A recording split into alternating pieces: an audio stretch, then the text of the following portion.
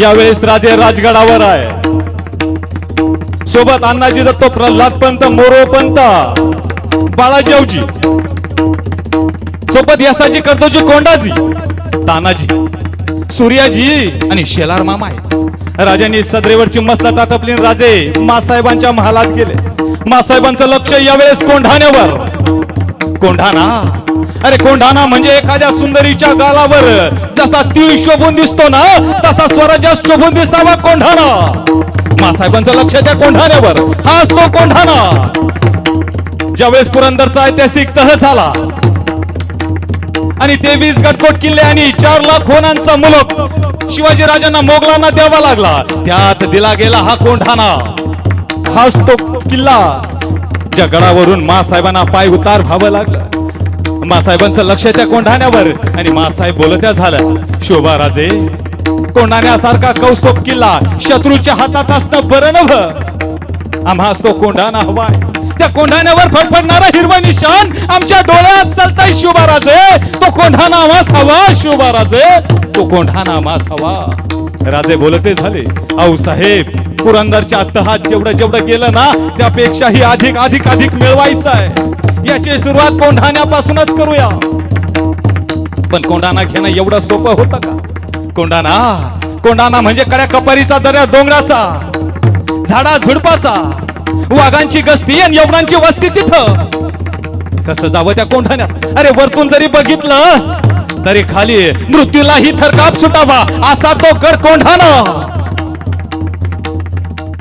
राजे बोलते झाले, आऊ साहेब, आम्ही स्वतः जातो आणि कोंढाणा तुमच्या चरणावर समर्पित करतो. राजे सदरेत आले.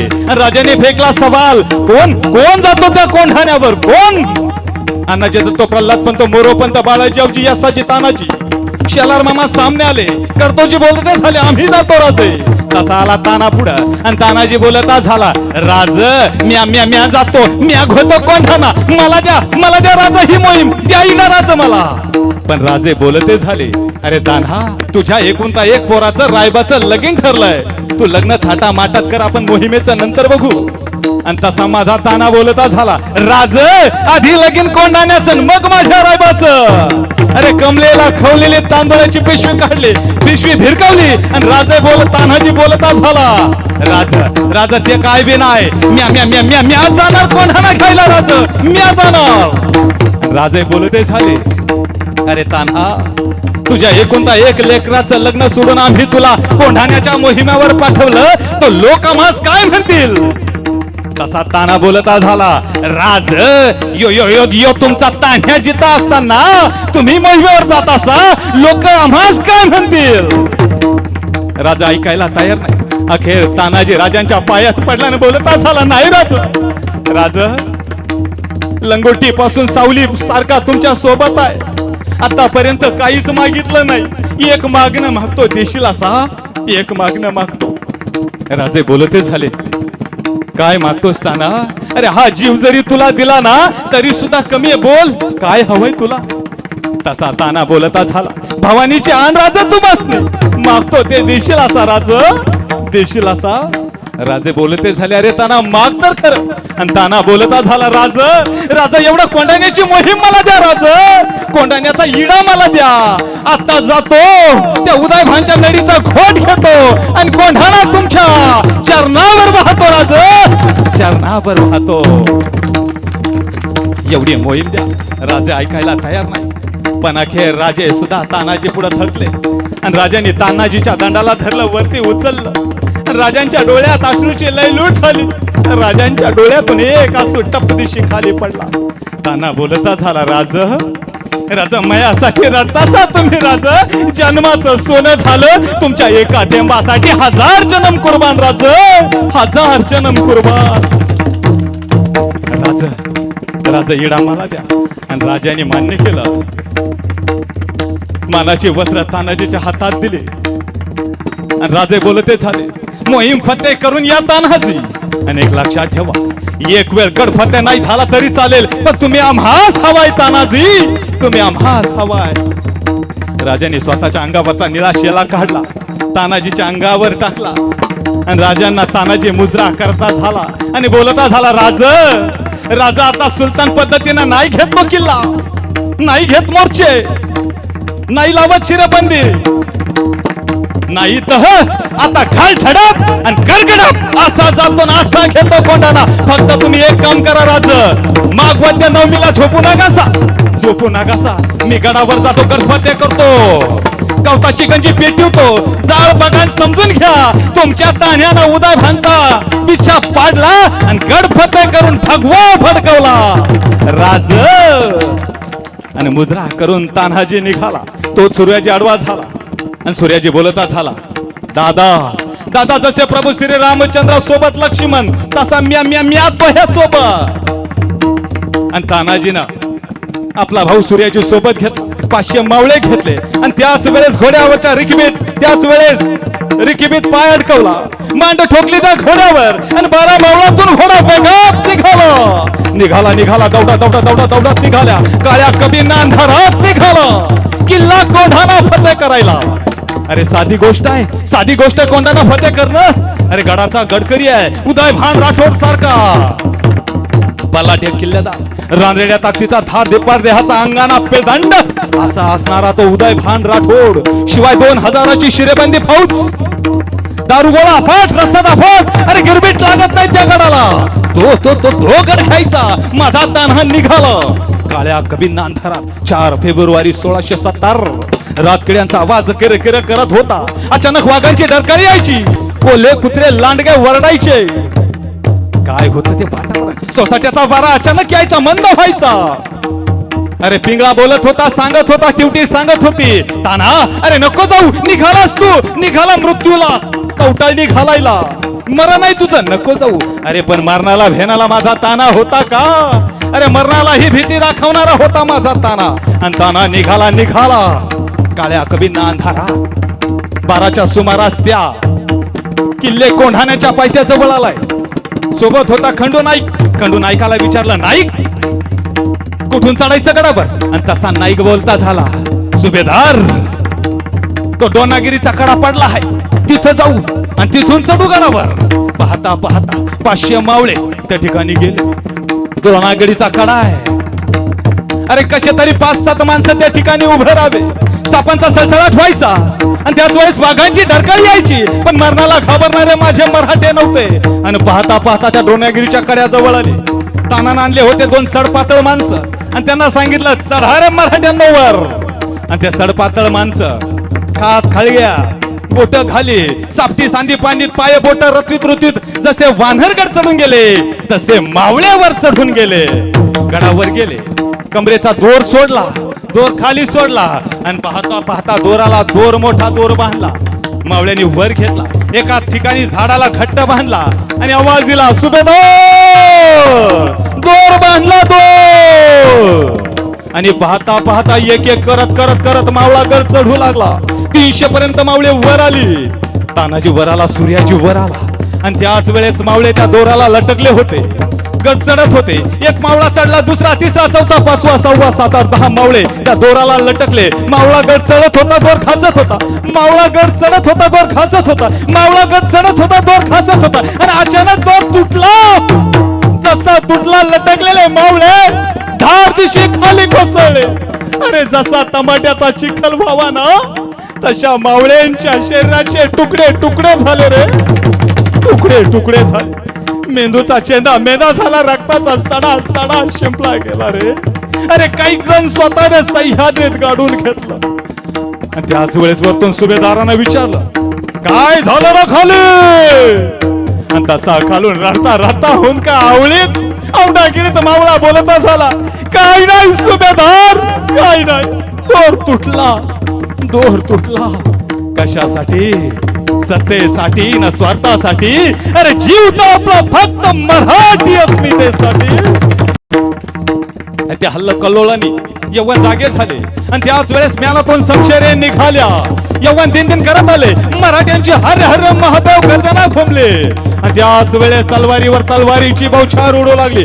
आक्रोश झाला, आवाज घुमला, आरुळी घुमली, किंचाळी उठली. पाहता पाहता वर्मावर घाव बसत राहिला. रक्ताची चिळकंडी यातनेचा कल्लोळ बसत राहिला.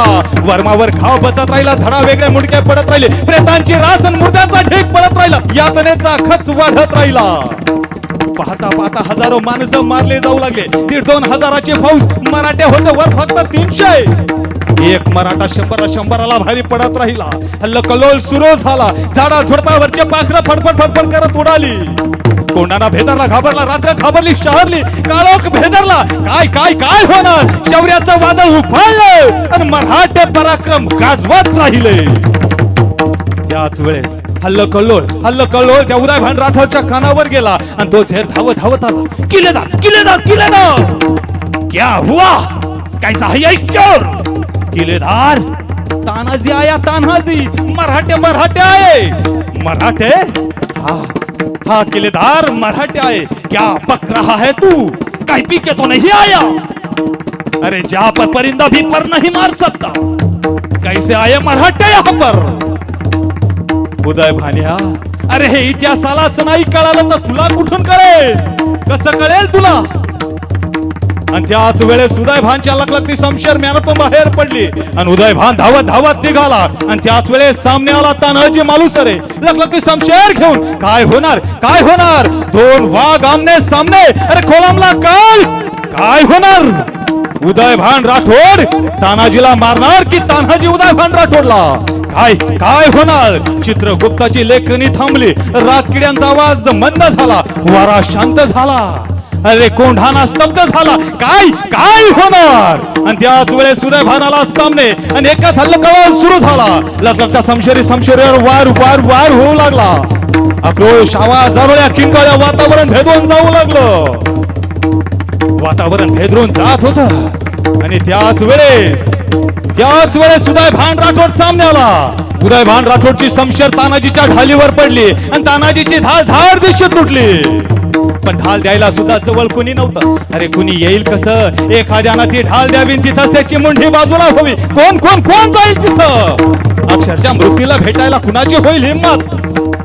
राजाने दिलेला निराशेला घेतला, हाताला गुंडाळला. डोक्याचा मुंडाचा सोडला, हाताला गुंडाळलं. आणि तानाजी वार करत राहिला. तानाजीचा वार होत राहिला. उदयभान लाल झाला.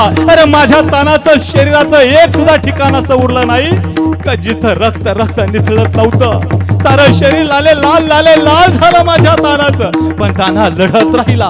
आणि त्याच वेळेस उदयभान राठोडचा वार माझ्या तानाच्या दंडावर झाला आणि दंडावर हात निखळला गेला. माझ्या तानाचा हात तुटला गेला. रक्ताचा धबधबा सुरू झाला. यातनेचा कल्लोळ सुरू झाला. अरे 1,000 इंगळ्या डोक्यात चावाव्या, मस्तकात घुमाव्या, अशा असह्य वेदना माझ्या तानाच्या मस्तकात तुटल्या. पण ताना लढत राहिला. अखेर उदयभानचा वार माझ्या तानाच्या मस्तकावर झाला. कोस पडली, छाती फाटली गेली. ताना खाली कोसळणार. आणि त्याच वेळेस घेतली गर्जना, हरी हरी महादेव. आणि शमशेर निघाली आणि घुसली उदयभानच्या छातीत. अरे गेली जशी आत तशीच निघाली बाहेर. रक्त रक्त रक्त निथळत राहिलं. 2 वाघ धारात ते पडले. रक्ताचा सडा शिंपला गेला. आणि त्याच वेळेस मावळ्यांनी पाहिलं. सुभेदार पडले. अरे पळा. सगळे मावळे पळायला लागले. पण त्याच वेळेस सूर्याजी आला सामने. सूर्याजीने पाहिलं आपला दादा रक्ताच्या थारुळ्यात आला.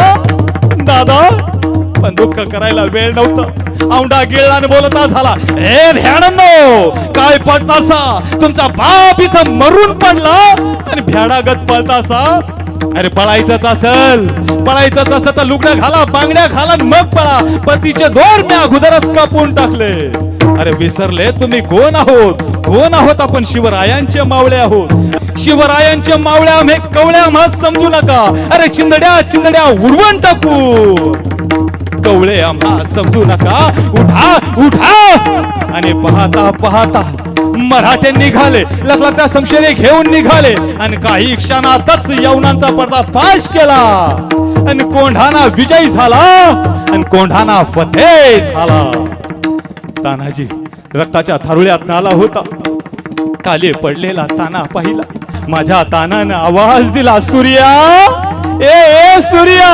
आणि सूर्याजी धावत धावत गेला.